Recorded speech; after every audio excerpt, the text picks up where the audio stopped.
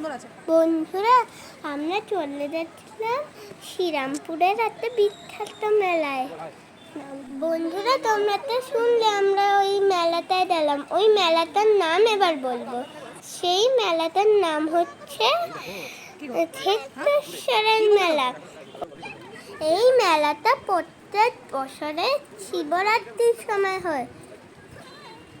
বন্ধুরা আমি ট্যাম্পোলিনে কিছুক্ষণ লাফালাফি তোলার পর আমি মেলাটা একটু চড়তে বেরোলাম। বন্ধুরা একটু ঘুরে নেওয়ার পর একটু মন্দিরে গেলাম। বন্ধুরা দেখো মন্দিরটা তত পুরনো কিন্তু তত সুন্দর। দেখো বন্ধুরা তারপর আমি আর একটু মেলাটায় ঘুরতে বেরিয়ে গেলাম। তারপর আমি আরও তত সুন্দর রকমের জিনিস দেখলাম। আর মা আমাকে একটা ক্লিপও কিনে দিয়েছিল জানো। তারপর বন্ধুরা আমাদের পায়েল মাসির সঙ্গে দেখা গেল।